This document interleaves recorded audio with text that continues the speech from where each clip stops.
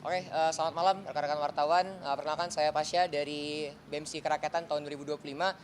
Kami dari BEMSI Kerakyatan kebetulan dapat undangan dari Pak Mensesnek dan Pak Seskap sebetulnya, tapi yang hadir tadi kebetulan Pak Prasetyo Hadi, Pak Mensesnek, dan didampingi juga oleh Pak Mendikti Saintek yaitu Prof. Brian. Begitu, Pak kawan.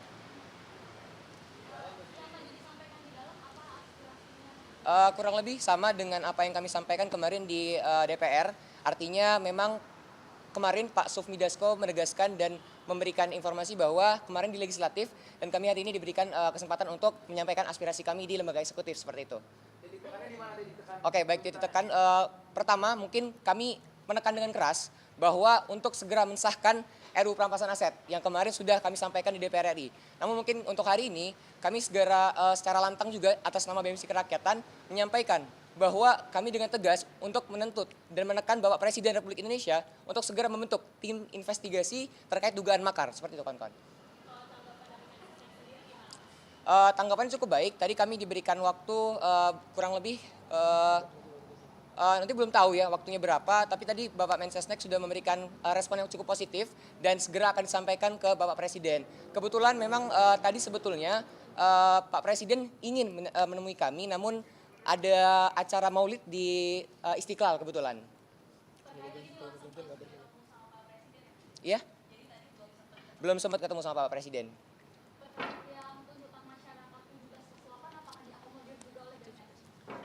Ya, mungkin ya tadi mungkin sudah perkenalkan, nama saya Kaleb, saya Ketua BEM UPN Veteran Jakarta. Tadi sudah disampaikan oleh kawan-kawan yang masuk ke dalam dengan Pak Mensesnek dengan Pak Mendikti, bahwasanya 17+8 harus bisa diakomodir dan Pak Mendikti dan Pak Mensesnek pun mengiyakan untuk bisa mengakomodir setiap aspirasi yang sedang trending per hari ini gitu, 17+8 seperti itu. Dan kami sekali lagi BEMSI Kerakyatan juga menekankan bahwasanya pemerintah eksekutif, yudikatif, dan legislatif menegakkan supremasi sipil dan tolak militerisme sebab seharusnya militer menjadi alat negara dan harus balik ke bara. Seperti itu.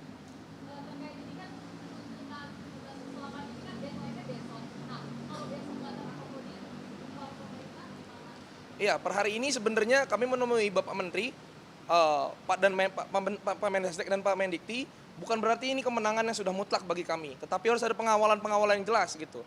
Dan kami mengajak seluruh masyarakat untuk bisa mengawal apapun tuntutan, baik 17+8 ataupun aspirasi ataupun tuntutan yang disebarluaskan ataupun disuarakan oleh masyarakat di setiap daerah, itu harus tetap dikawal dan tetap disuarakan seperti itu.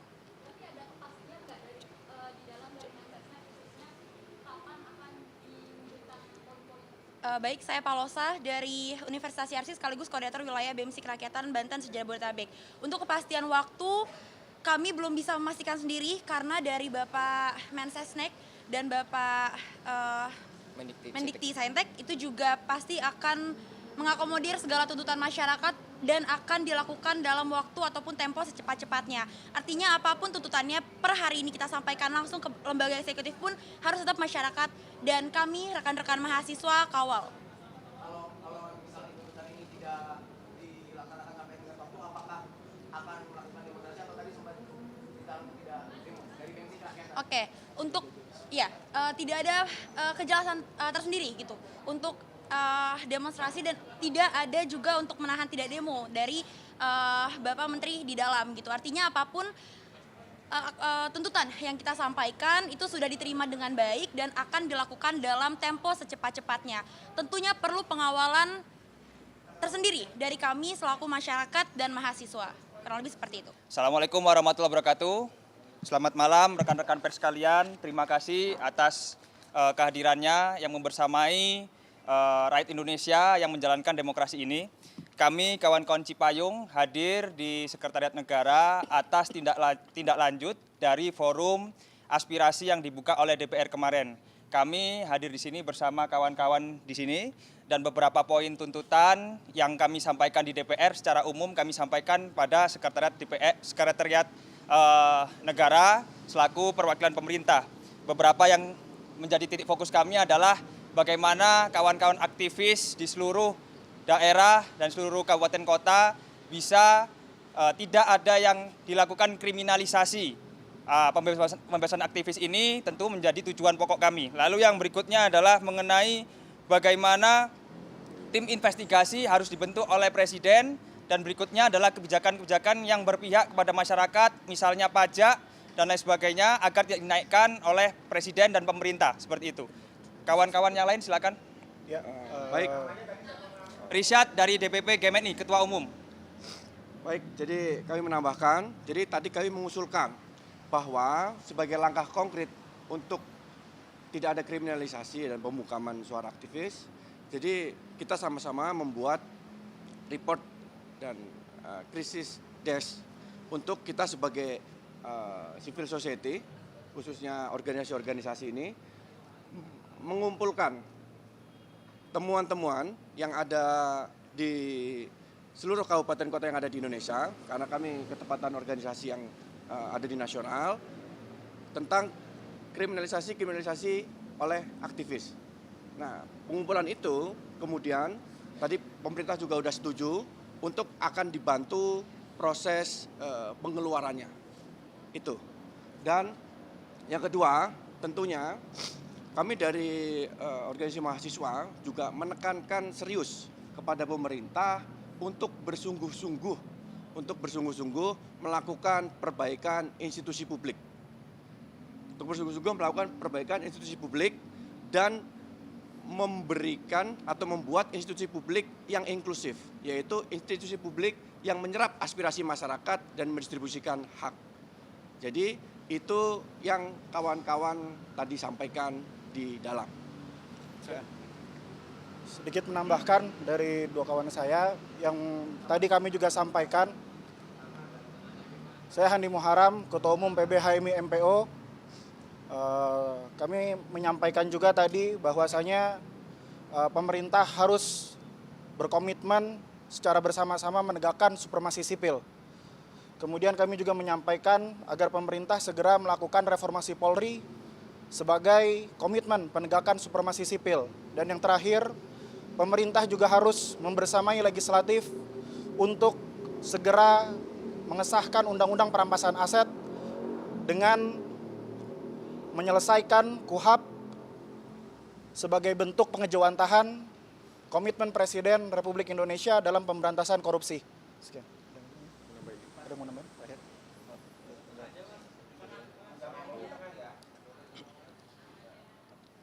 Saya dari PBPMI Cokro, kami tadi juga menyampaikan bahwasanya pemerintah juga harus terbuka, harus memberikan ruang terbuka kepada mahasiswa, kepada masyarakat secara umum, bahwasanya ada kendala-kendala yang akan dihadapi oleh pemerintahan, itu juga bisa disampaikan secara terbuka kepada masyarakat umum agar kita mahasiswa, agen-agen intelektual, kaum cendekiawan itu juga bisa membantu, tidak hanya menuntut tapi juga membantu, karena kita semuanya pasti menginginkan negara kita, bangsa kita menjadi bangsa yang maju dan terdidik, kayak gitu.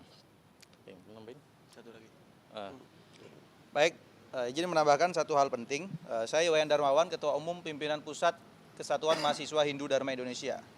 Jadi pasca eskalasi dan aksi demonstrasi belakangan ini, kita melihat Presiden bertemu dengan Ketua Umum Partai Politik di Istana.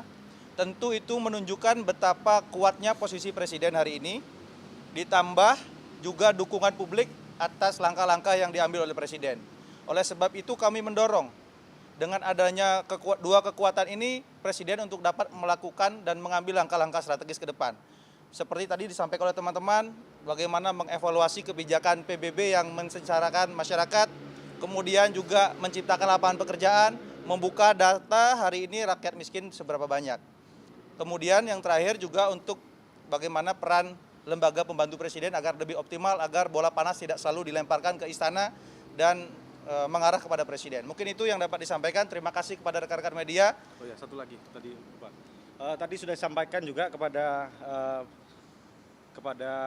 Mensesnek bahwasanya ada beberapa kawan-kawan kita, kader-kader kita yang masih proses. Kemarin ketika turun menyampaikan aspirasi ditangkap, itu juga sudah kita sampaikan untuk segera dilepaskan. Jadi kepada sahabat-sahabat kita, kawan-kawan kita, kader-kader kita yang mungkin masih menjalani proses itu, silakan di-report kepada organisasi masing-masing, kepada kita, ketum-ketum di sini, untuk bisa segera kita follow up-kan. Tadi sudah kita sampaikan. Terima kasih. Nah, makanya ini kita minta kepada teman-teman media untuk menyampaikan nanti biar kawan-kawan kita di setiap daerah provinsi juga ikut mendata dan juga segera mereport kepada kita yang nanti akan kita follow up kembali. Tadi sudah kita sampaikan. Jadi kawan-kawan semuanya kita itu tidak takut untuk dipenjara, akan tapi yang kita takutkan adalah Ibu Pertiwi menangis melihat masyarakatnya, mahasiswanya, tukang ojeknya, nelayannya, petaninya, buruhnya itu justru dipenjara oleh negara sendiri. Terima kasih sahabat-sahabat. Sedang kita himpun. Data sedang kita himpun ya. Belum sedang Terus dihimpun. kita buka report desk, Mas. Pokoknya kita menolak kriminalisasi aktivis. Oke.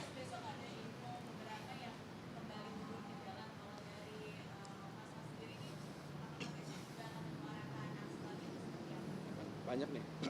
Banyak masing-masing itu. Masing-masing.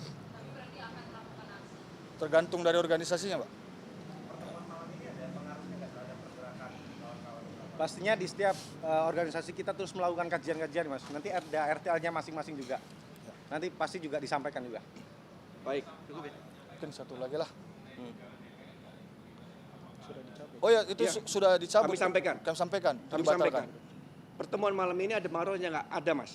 Jadi pertemuan malam ini memberikan kita semangat untuk terus mengkritik dan mengkoreksi bangsa Indonesia. Ya. Terima kasih. Karena beliau sampaikan Mungkin- bahwa kritik dan koreksi adalah bentuk kecintaan masyarakat terhadap negara. Ya.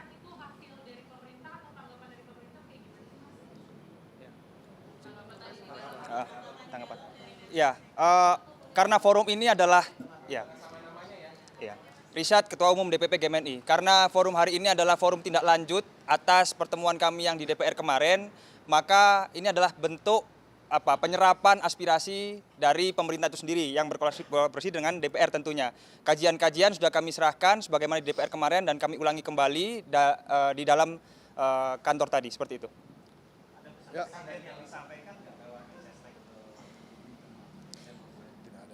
Ya intinya aspirasi diterima dan akan ditindaklanjuti secepat-cepatnya dan berkoordinasi dengan kementerian dan lembaga terkait di bawahnya. Itu ya. Jadi kita tunggu saja respon berikutnya dari pemerintah dan DPR. Mudah-mudahan semua masalah bisa diselesaikan. Ya. Tidak ada. Ada. Oke, Oke, mungkin saya sini tuh. nambahin terakhir ya. Dari Gerakan Mahasiswa Kristen Indonesia, saya Ketua Umum Primas Surbakti. Tadi saya sampaikan bahwa pemerintah harus pulihkan Indonesia. Yang pertama adalah menjadikan hukum panglima tertinggi di Indonesia. Yang kedua tadi kita bicara ekonomi, bagaimana mengatur tata kelola sumber daya kita agar dikelola dan digunakan untuk kemakmuran rakyat. Jadi tadi juga kita banyak sampaikan bahwa bagaimana pemerintah bisa mengatur untuk kemakmuran rakyat, bagaimana tadi juga kita cerita tanah kita dikuasain oleh pihak swasta, bagaimana juga kita impor beras, impor minyak dan semua. Jadi kita juga menyarankan agar pemerintah bisa mengelola dengan baik dan tidak ada uang negara yang dirugikan, tidak ada rakyat yang dirugikan. Kami juga meminta untuk tegas terhadap koruptor dan mafia-mafia yang merugikan rakyat. Dan yang ketiga juga tadi GMKI menyampaikan bahwa banyak warga gereja juga yang dipersekusi, banyak warga gereja juga yang diintimidasi, bahkan ada pelanggaran HAM. Tadi saya juga menyampaikan kepada Pak Mensesnek agar mengkaji, merumuskan kembali peraturan presiden, draft peraturan presiden yang sempat tertunda pada zaman Pak Presiden Jokowi dengan melibatkan seluruh pimpinan agama. Itu saja dari GMKI, terima kasih. Oke, terima kasih kawan-kawan pers, mungkin cukup ya.